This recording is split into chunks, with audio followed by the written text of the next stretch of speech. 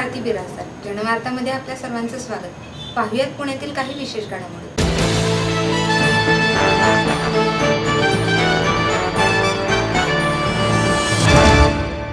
भाजपच्या वतीने गणेश कला क्रीडा मंच येथे विजय संकल्प मेळावा आयोजित करण्यात आला होता. तसेच राम कदम यांचा मनसेतून भाजपमध्ये प्रवेश झाला. पाहुयात मेळाव्यातील काही क्षणचित्रे. या ठिकाणी माननीय अमितजींचं या ठिकाणी स्वागत करायचं.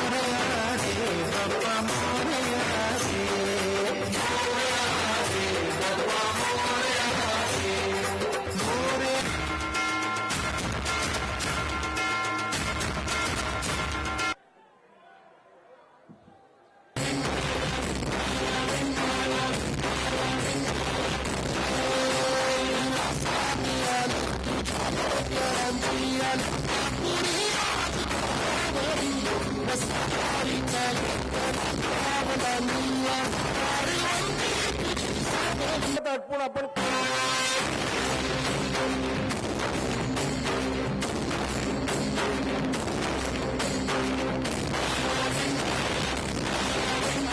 मी माझ्या बाबांना बोलताना नेहमी ऐकायचे, तेव्हा त्यांनी सांगायचं,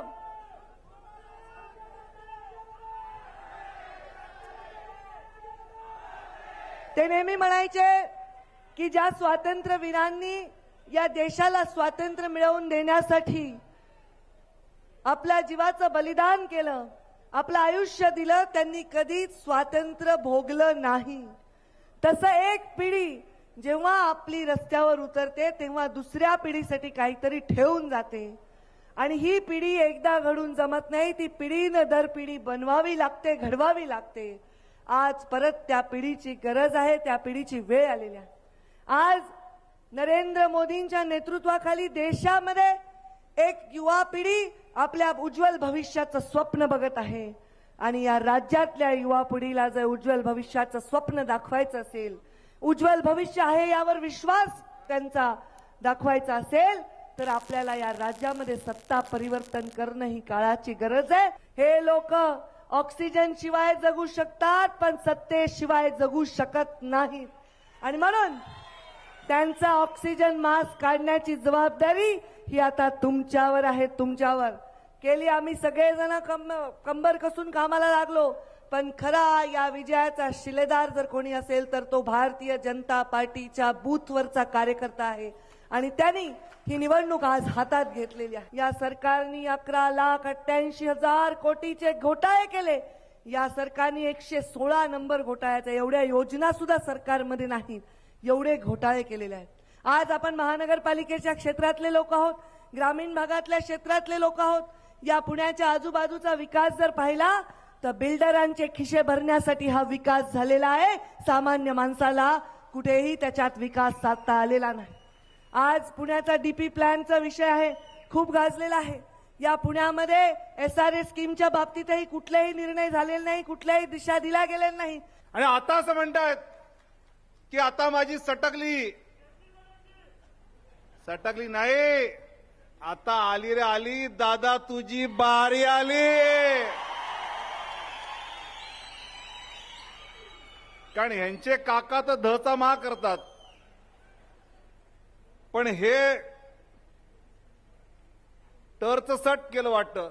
टरकली खरं म्हणजे लोकसभेचे निकाल पाहिल्यानंतर.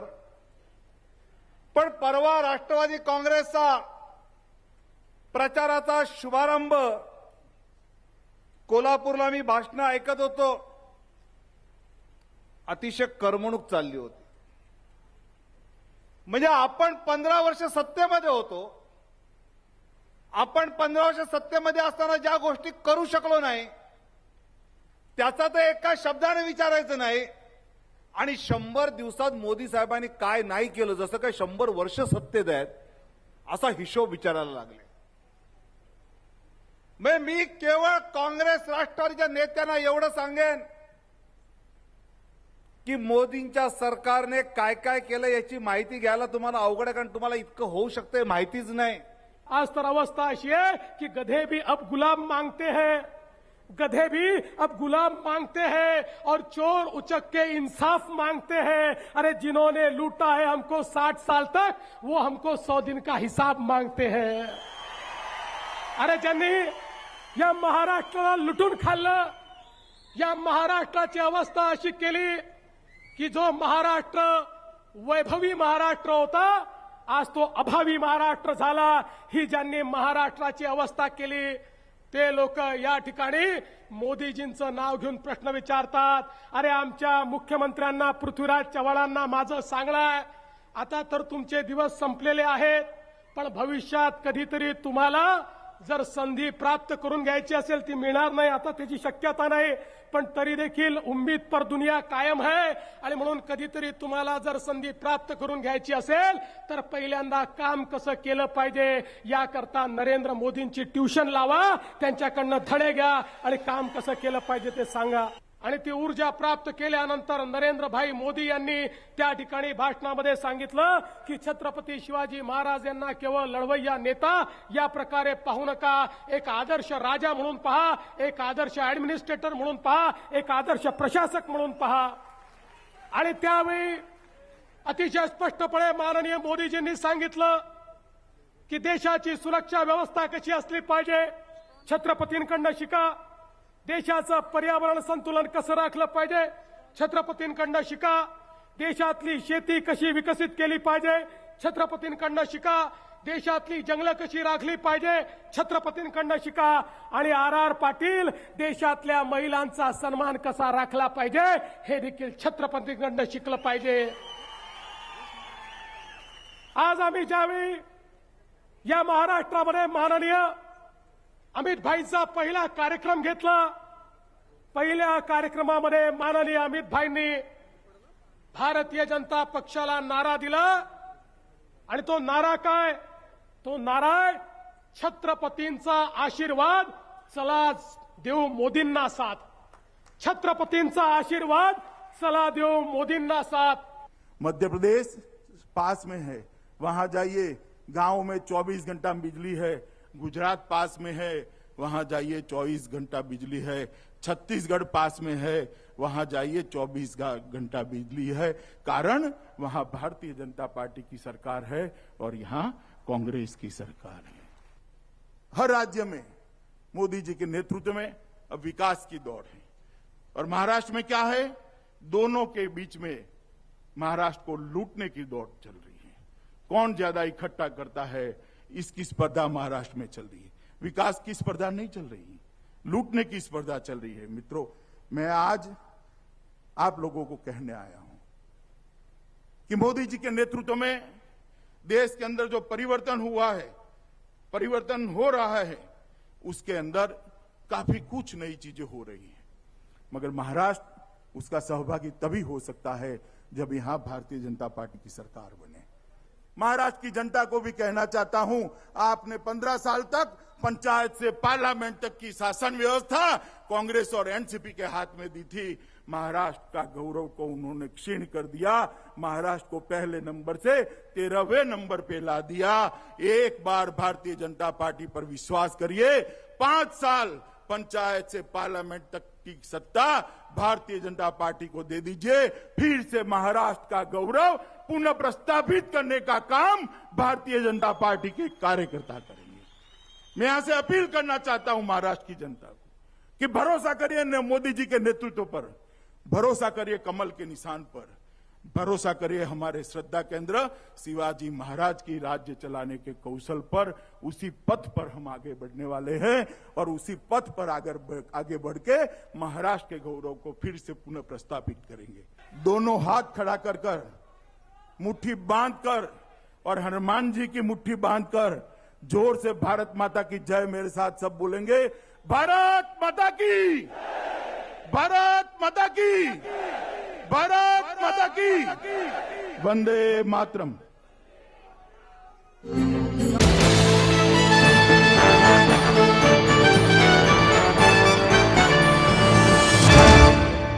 आपलं स्वप्न, आपलं मन, आपलं स्वतःचं घर हेच खरं धन। समृद्ध जीवन पार्क सादर करत आहे 140 फ्लॅट्सची एक प्रशस्त गृह योजना। कात्रज कोंढवा रोडवर बिबवेवाडी पासून फक्त 2 किलोमीटर अंतरावर आपल्या आर्थिक गणितात बसणारे 1 व 2 BHK फ्लॅट्स, तब्बल 3 मजली पार्किंग सह ऐस पैस गार्डन, क्लब हाऊस आणि इतर सुविधांनी सुसज्ज। बुकिंग साठी संपर्क 9850937373 9850947373। समृद्ध जीवन, नांदी सौभाग्याची, सुरुवात प्रगतीची।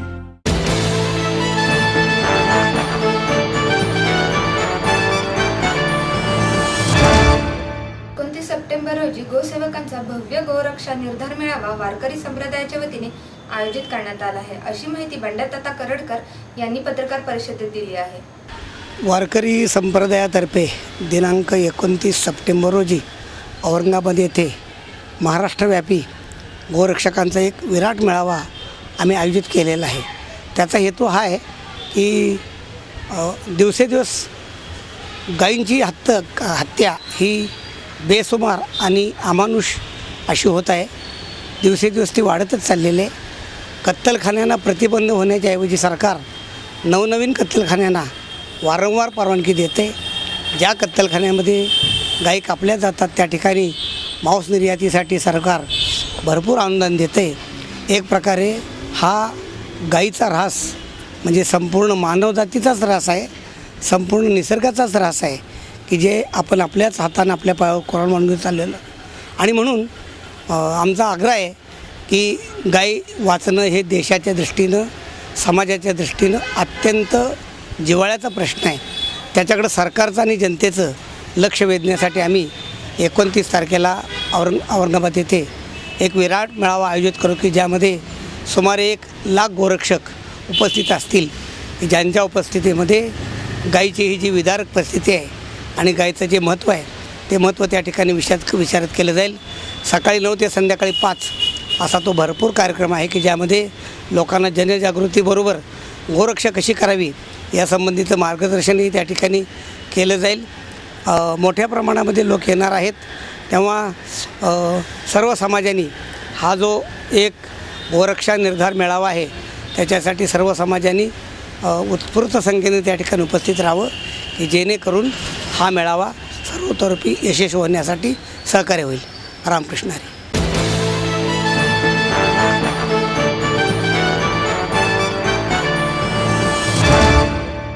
आई वडिलांनी पै जमवून मला शिकवण्याचा निर्णय घेतलेला कळत होता। माझ्या उच्च शिक्षणासाठी त्यांनी मला कायमचा आधार मिळवून दिला होता। त्यांनी स्वतःसाठी कधीच काही केलं नाही, पण माझ्यासाठी Samruddha Jeevan multistate multipurpose cooperative society limited. गुंतवणूक भावनांची, आनंद लक्षावधीचा। Samruddha Jeevan multistate multipurpose cooperative society limited.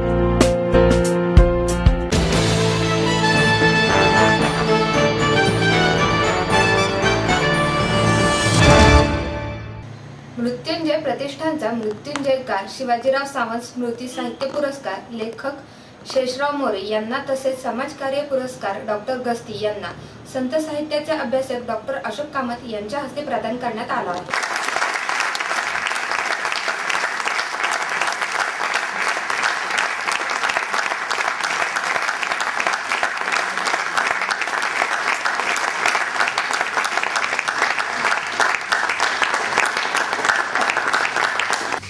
आज महाराष्ट्रामध्ये घराघरापर्यंत गेलेला, सर्वाधिक वाचला गेलेला आणि लोकप्रिय लेखक शिवाजीराव सावंतच असावेत असं मला वाटतं। एवढ्या मोठ्या लेखकाच्या नावे हा मला पुरस्कार देऊन त्याच्या मोठेपणा थोडाही मला चिकटवला, त्याबद्दल मी तुमचा अत्यंत आभारी आहे। म्हणजे असे असंख्य कार्यकर्ते आहेत, माझे समाज बांधव आहेत, माझे मित्रमंडळी आहेत, हितचिंतक आहेत, हे सगळ्यांचं आहे. कुठलीही चळवळ एका माणूस करू शकत नाही, होणं शक्यच नाही. सगळ्यांचं पाठिंबा असेल, सतेच्छा असेल तर होऊ शकतं. बरं का, हे व्यक्ती काय करणार आहे? आणि माझ्या गटाला हे देवदर्शीचं जे काम केलं मी, त्याच्यामध्ये अनेक माणसं, ती माणसं म्हणण्यापेक्षा माझ्या दृष्टीने देव, त्यांनी खूप माझ्या प्रेम केलं.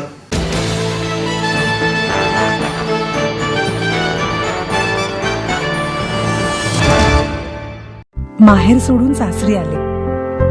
इथेही प्रेमाची, मायेची माणसं होती. पण माझं भविष्य सुरक्षित आहे ह्याचा आनंद, आत्मविश्वास वाढवणारा होता. Samruddha Jeevan multistate multipurpose cooperative society limited. गुंतवणूक भावनांची, आनंद लक्षावधीचा. Samruddha Jeevan multistate multipurpose cooperative society limited.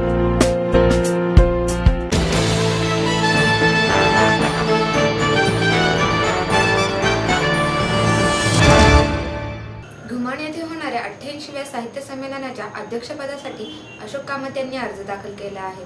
पाहूयात याविषयीची अधिक माहिती. मला उभं राहून बोलायला, मी उभा आहे म्हणून उभं राहून बोलणं बरोबर. माझे मित्र मंगेश कश्यप यांनी किर्लोस्करच्या महाराष्ट्राला मिळालेल्या सांस्कृतिक योगदानावर PhD केली. माझे मित्र अप्पा आष्टेकर, भोसले, परीट, अप्पा गायकवाड असे माझे अन्य सहकारी आहेत. डॉक्टर गाजलेले न्यूरोलॉजिस्ट आहेत. आणि मौज जे एक पिढीचं नाव आहे मराठीच्या इतिहासात, त्याचे एक शिल्पकार आहे, कवी आहेत.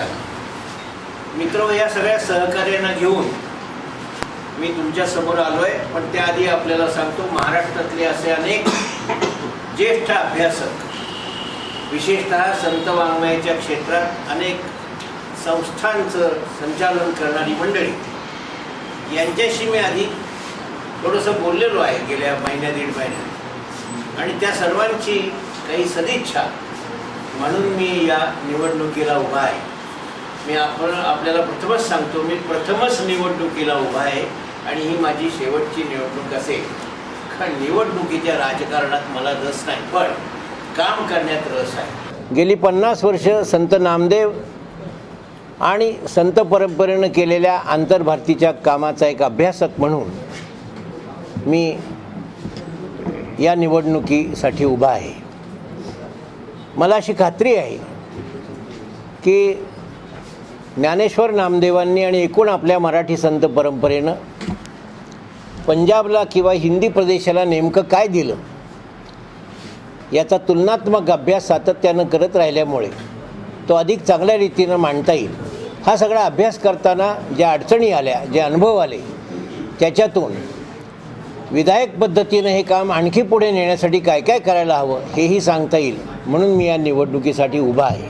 संत साहित्याचा अभ्यासक जर या संमेलनाचा अध्यक्ष झाला तर तो अधिक न्याय देऊ शकेल असं मला वाटतं. हिंदी ही जी देशाची राजभाषा आहे किंवा राष्ट्रभाषा आहे दीर्घकाळापासून, याचा आद्य कवी म्हणून सुद्धा नामदेवांचं महत्त्व मला सांगायची इच्छा आहे.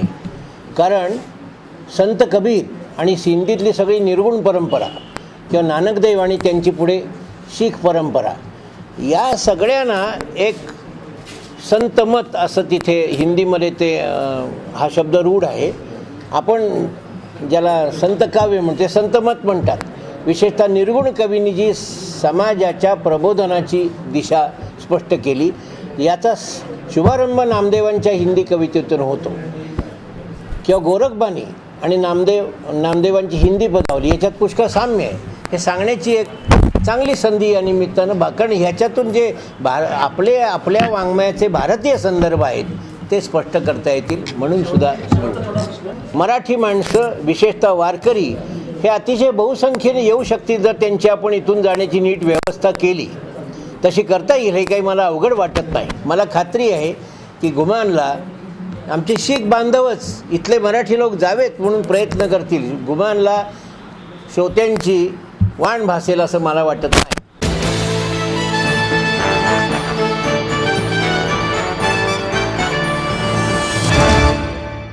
पुण्यातील पीपल फॉर ॲनिमल संस्थेचे उंडरे येथे उभारलेल्या पशुसंगोपन केंद्राचे उद्घाटन मेनका गांधी यांच्या हस्ते झाले.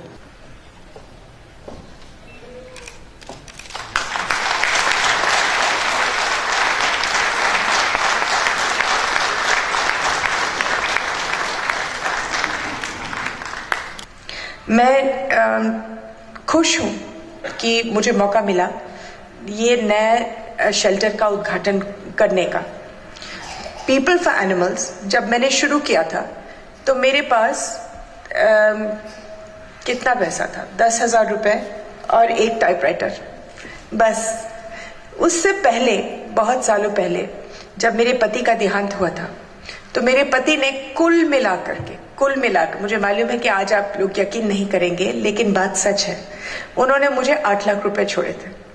और वो 8 लाख रुपए का मैंने सोचा कि 8 लाख रुपए से जिंदगी तो बनेगी नहीं, चलेगी तो नहीं आगे, तो इससे अच्छा कि सारे 8 लाख रुपए को मैं डाल दूं अस्पताल बनाने में. और हिंदुस्तान का सबसे पहला जानवरों की संस्था बन गई जिसको मैंने पति के नाम पर डाला.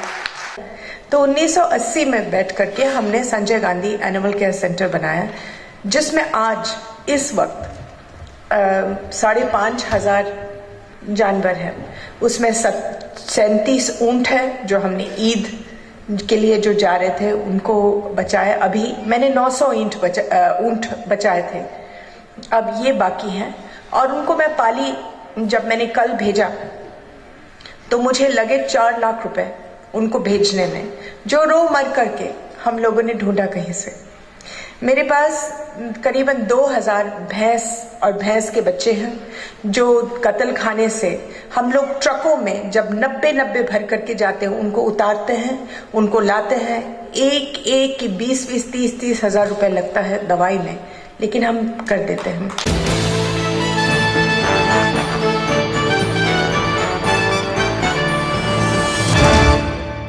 आजच्या बातमीपत्रात येथेच थांबूयात.